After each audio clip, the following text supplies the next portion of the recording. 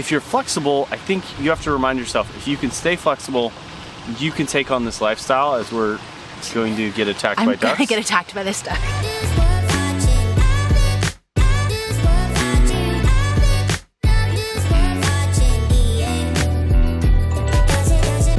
Ladies and gentlemen, welcome to the Adventures 3 podcast with your hosts, Katelyn and myself, JC.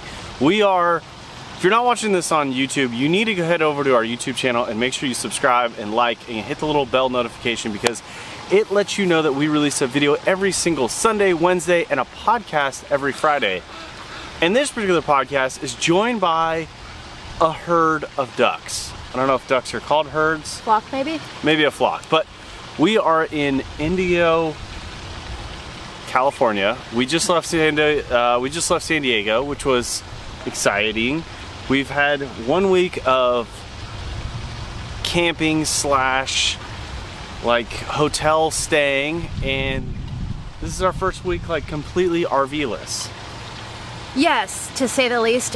There's a lot of things that we have been missing without the RV, specifically the bathroom.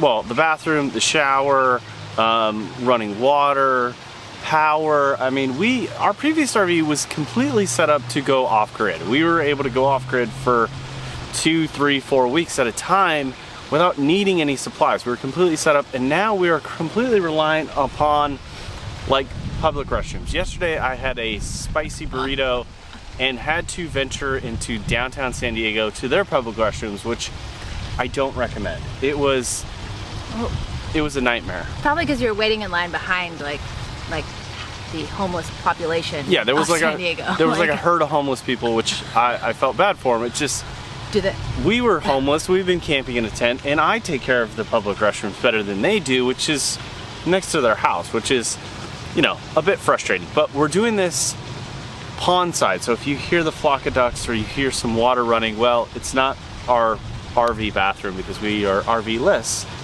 We're just camping next to a pond in this beautiful area, which was, we crested the mountain, okay, from San Diego into Indio, and all of a sudden the temperature went from like 65 and beautiful to 77 and amazing. Now I'm just sweating, I'm getting a sunburn. It's pretty spectacular. I need to go fish out that sunscreen, because I definitely feeling it.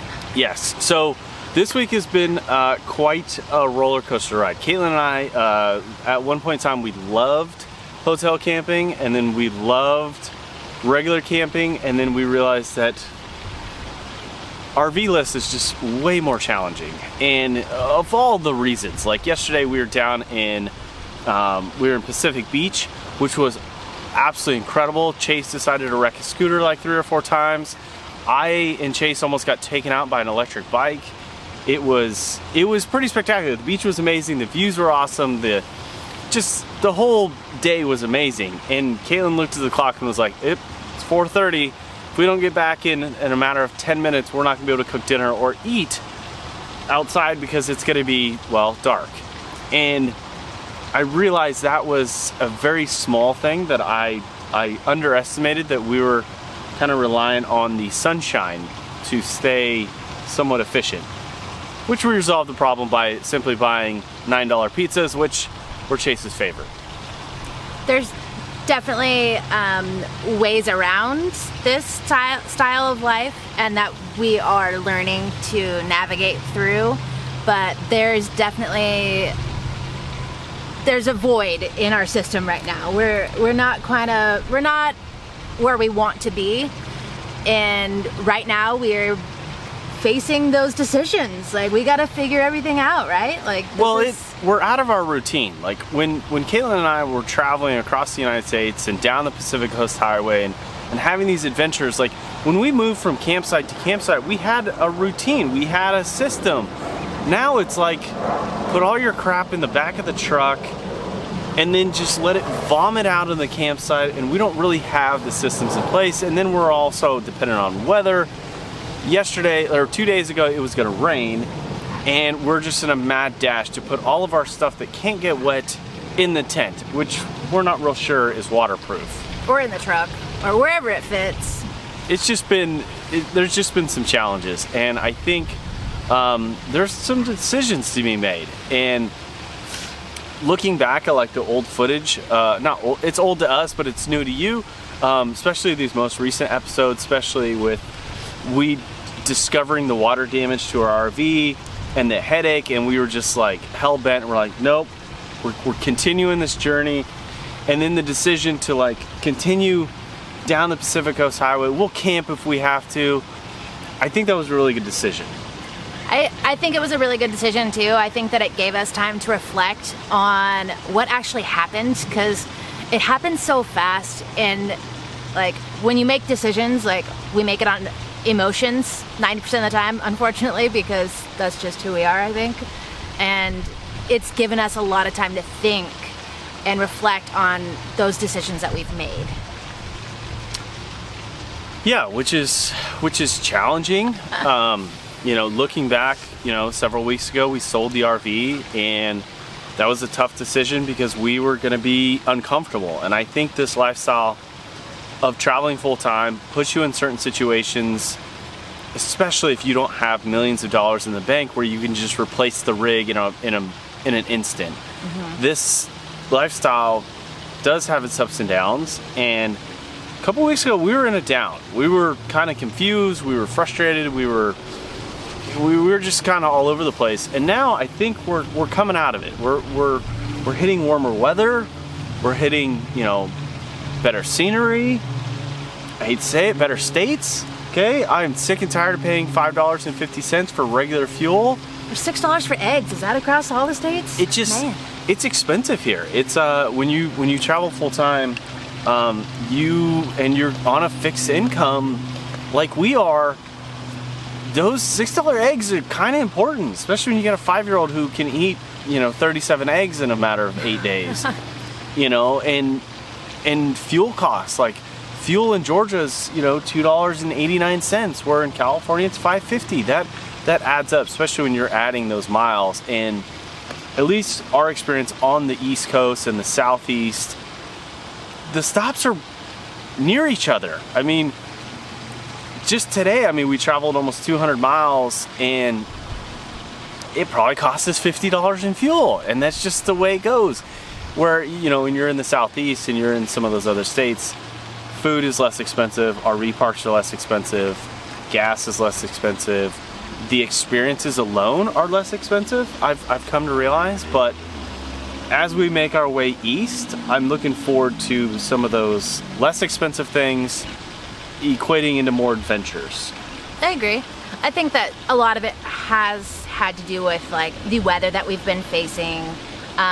Of course, this could have been planned a little bit better. We could have done it at like a nicer time of year, but then we would face the more expensive, and we would have had to do a lot more planning because things would have been booked like completely. So we could have done this differently, but I think that the way that we did it, we did well in California, I think. Yeah, I mean, the Pacific Coast Highway in California, we did it probably the least expensive way. If you go back in these next couple weeks, you're going to notice that, you know, we boondocked a lot, and some of the boondocking spots were absolutely incredible. Yes. Some of the harvest hosts were amazing. Some of the, you know, hotels and campsites were actually spectacular. And if you're flexible, I think you have to remind yourself, if you can stay flexible, you can take on this lifestyle, as we're going to get attacked by ducks. I'm going to get attacked by this duck. Is that a duck or a goose? It's definitely a duck. It's a big duck. If you don't let some of the smaller things discourage you, and even some of the larger things discourage you, you can definitely do this lifestyle. And you can do it on a budget that is as lavish as you want or as inexpensive as you want. And we kind of fall in that lower middle. You know, do we occasionally go out to eat? Yes. Do we sometimes stay in nicer hotels? Yes. Do we stay at sometimes nicer RV parks in a tent next to a string of Airstreams that probably cost, you know, $500,000 in 1965? But it's one of those things that I think if you can be really, really flexible and you can have a good attitude about it, and you can, you know, withstand the partner that you're with. I think you can do this lifestyle at any budget. Definitely, and I think it's getting through the lows together, because like I know for us, like we've had points like when we'd hit a low point, and like sometimes JC pulls through it like way faster than I do, and he's like, what's wrong? It's like, okay. So I think pulling through those low points together is huge, especially when we're living in such close quarters. So Katelyn's RPMs, okay, to give a metaphor of a let's call it a race car, okay? Katelyn's race car is one of those like handmade little buggies that your dad puts together and lets you just ride down the hill, okay? It's not real fast. It's really safe. Is the wheel gonna fall off occasionally? Probably, but you're not really gonna get hurt. I'm more of like a drag racing car. I don't know, like not a stock car, but like a Fast and the Furious, 10-second car. Okay, at one moment we're doing 150 miles an hour, and it's great. And then the next moment, he pulls the e-brake. Yeah, your engine is blown up. Everything is falling apart. You got to rebuild everything. And then the next day you find a great deal on a motor and you're back in business. That's kind of how I operate, and that's how Katelyn operates. She might have a different opinion, but if you look at our videos, you could just tell. Sometimes I'm running really, really hot, and sometimes I'm running really, really, really low, and Katelyn's just kind of, just little ebbs and flows, oh, not too hot. Oh, this is amazing. Yeah, it's not that bad, So looking forward, what are some of your favorite parts of the last week? Ooh, of the last week. I think my favorite parts have been, well, first of all, the nicer weather. Like getting the sunshine. I think that puts us all in better moods to start with anyways. But then, like, I think being in the tent forces us to spend more time outdoors. So luckily we've had the nicer weather, but like in the morning, instead of sitting at the table indoors with the blinds still shut so I don't wake anybody up, I'm sitting outside and taking in whatever view we're looking at with my cup of coffee. And I think that I've enjoyed that a lot. Another thing that I've enjoyed a lot is that we have been able to go and explore a little bit more. So like our travel days aren't necessarily trying to navigate the safest way possible, which would be avoiding the cities and not making as many stops on the way. So I think we've got to see a lot more stuff that way.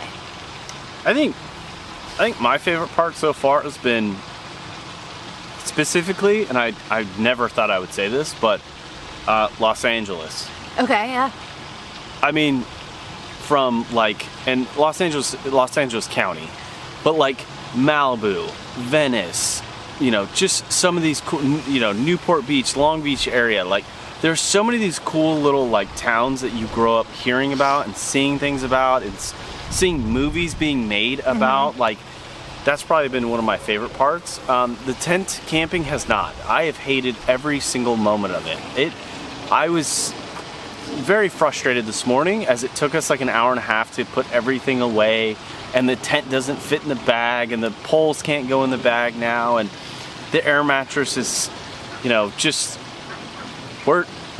doesn't actually fit in the box ever again. So that's probably been the low point for me. But also spending a lot of time in San Diego has kind of molded some of the things that I want to do here in the next couple months. Specifically, I want to get Katelyn an electric bike, okay? I want to buy an electric skateboard, and Chase wants to get all three. What's the third? All of his other things that don't actually have a motor, like his scooter, his skateboard, his bike, all those things. So yes. It's been fun. I think that one of the things that we've missed about experiencing like little towns like this is like the ability to go out and just like take a walk and walk to certain things and businesses and experience the little downtown areas like that, because we took a step back and like looked at ourselves and how we're traveling, and in RV life, a lot of times the RV park or wherever we're staying isn't necessarily right in the downtown area. So we'll kind of like stroll through it once and then that's it. So I think that we're gonna try to focus more on experiencing the actual downtown areas a little bit more. And I think that you're right, that like an electric bike or something like that would give us the opportunity to see a little bit more. Yeah, and moving forward, I mean, these next couple weeks are going to be interesting. We don't really have a plan. We are going to meet up with some friends here in the next few days, and then we're going to meet up with some more friends who are full-time RVers. They're located currently in Texas right now, Chris and Daryl. I'm excited about that because we are doing it in the truck. The truck has a lot of freedom. Our resolution to be able to carry more stuff was this. I don't know if you can see it right now in the back view of the camera. Maybe I'll put a little shot in here, but it's been this hitch cargo carrier, which I've literally drug it on the concrete probably 17 times. I've hit more stuff with this cargo carrier than I ever did with the trailer. Oh yeah. And I hit some stuff with the trailer, like hit a couple trees, and I almost hit a power line. That was scary.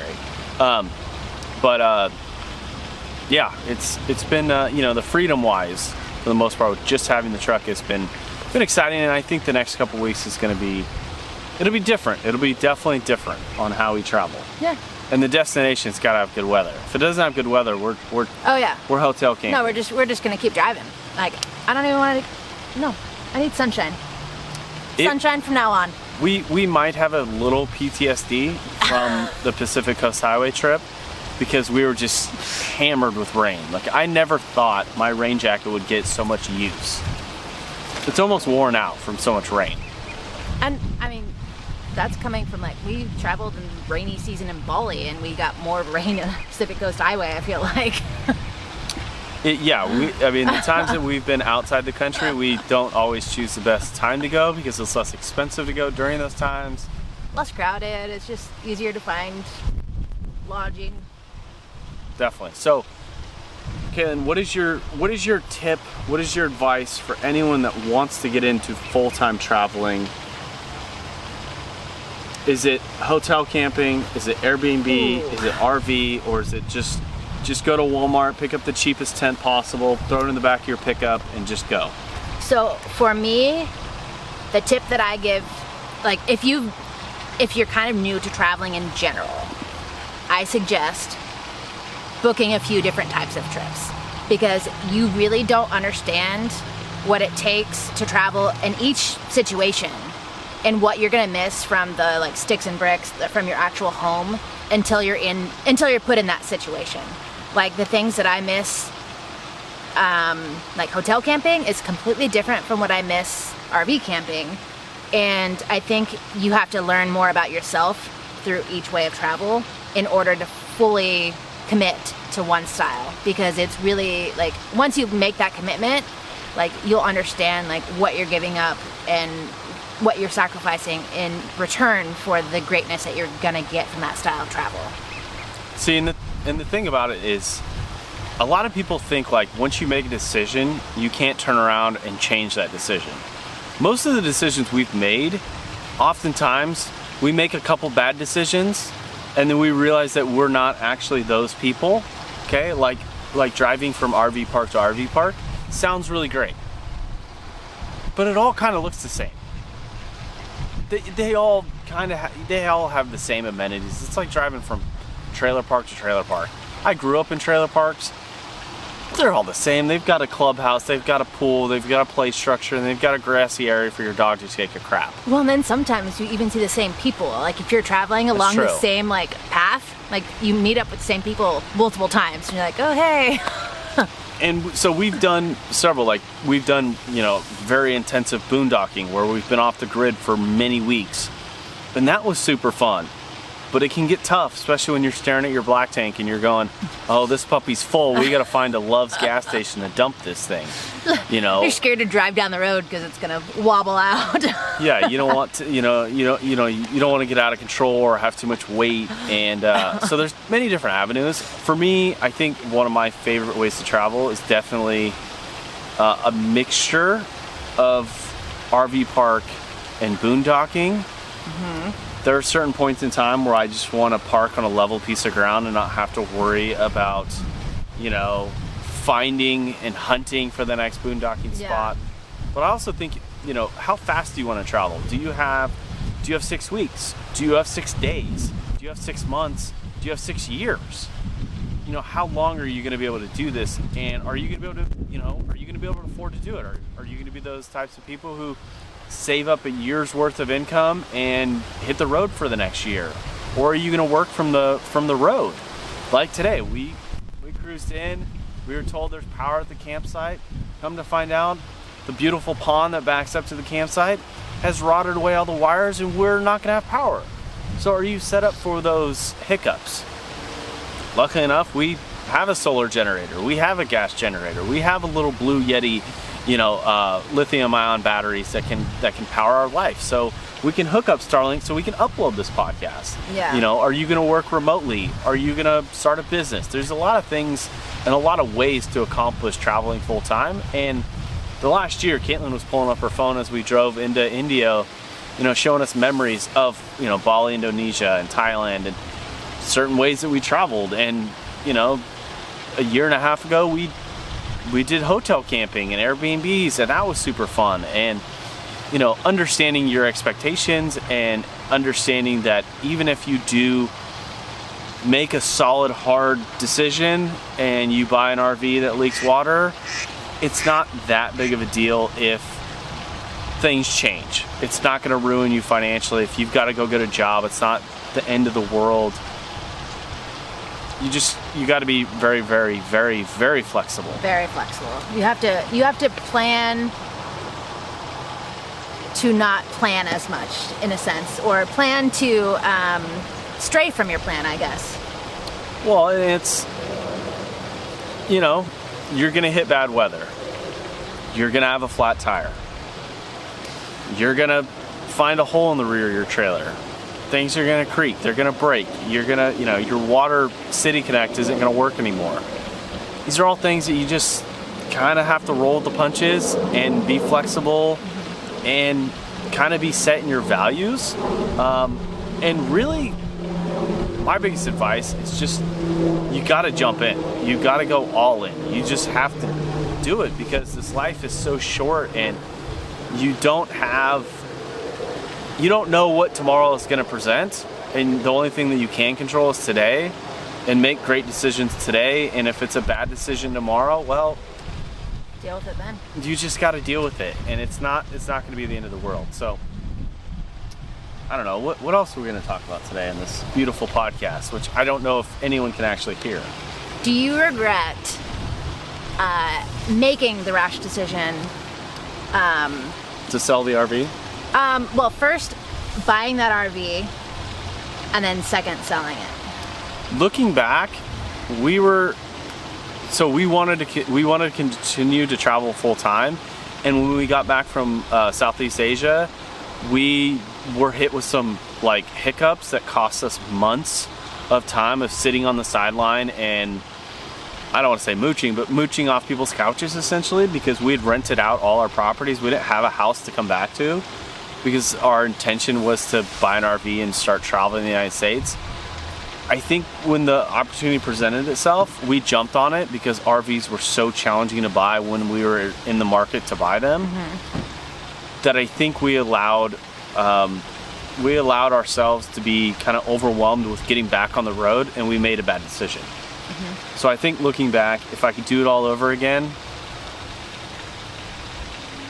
I think I would have made the same mistake, because I was in such a hurry to start this journey. I was so eager to, create content and document our lives of traveling full time. And I was, to be quite honest with you, I was sick and tired of being in the same place. I'd rather be broken down in 10 different places than be broken down in one place and not do the things that I wanted to do. And that was to travel full time. How about you? I little bit regret making that rash decision, because it did affect us, but in a sense I don't regret it at all, because we were able to get on the road We learned so much from having that RV, that specific RV, and from getting on the road and just going and learning from other people and learning from other videos and learning from just sheer experience, trial and error. I think that it made a huge difference in the way that we travel and the way that we plan to travel. And if we didn't have those experiences, I don't know moving forward if we would make the same mistakes or similar ones. So I don't regret it in that sense. Well, I think the best lessons that you ever learn are the ones from your own mistakes. In my younger days, I would always say this stupid line, it's better to learn from others' mistakes. Well, that's great. You can watch the YouTube video, you can read the book or listen to the podcast, you can listen to us, but until you go out there and you're hauling your RV down the road at 70 miles an hour and then your TV antenna decides to make a right-hand turn while you're going straight, and you having to figure out how to climb up on your roof in the middle of nowhere and solve that problem. Yeah, you can watch the other YouTube video and you can remind yourself to always tighten everything, but things are gonna happen and you're gonna make bad decisions, but I think those decisions are gonna mold you into the experienced traveler with some stories. And we have stories. We've got the story of dumping our gray tank, which was actually our black tank, onto our property. We have the story of the TV antenna being ripped off the roof. We have the time where we got a flat tire and had to drive down the road with a flat tire and how to, inflate it on the go. We have all those experiences and we can learn from it. We're not gonna make those same mistakes. And if we do, well, then we're just idiots. It's true. Do you regret selling the RV in California? At this very moment, as I'm going to be sleeping in a tent that's going to be about 105 degrees because it's 80 degrees where we're at.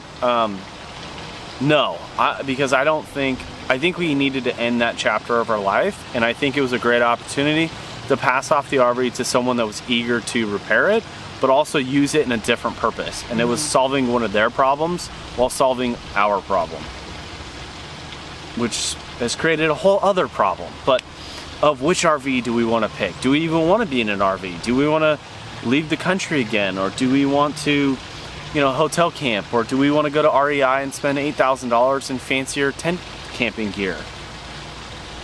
Probably not. Probably not.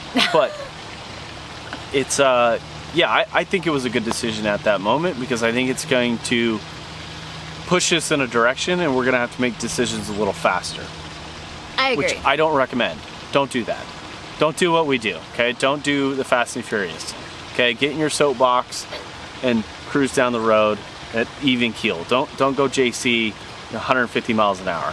Yeah. I think that I don't regret selling it. I think that we would have been fine if we did keep it and make the repairs ourselves and then sell it later. But I agree. I like that we got rid of it. I like that we got I like that we ended that chapter. Now, if you haven't already subscribed, please do so now. And if you have questions for us, this podcast allows us to be able to interact with our audience, but with also the people, the like-minded people that maybe are wanting to take on this task, if it's either RV life or to travel to Southeast Asia or to Mexico or travel in a tent with your dog and your 5-year-old. We do have some experience, and if you do want some guidance, you can definitely leave a comment or a question that we can answer next Friday on this particular podcast. Until next time, stay adventurous.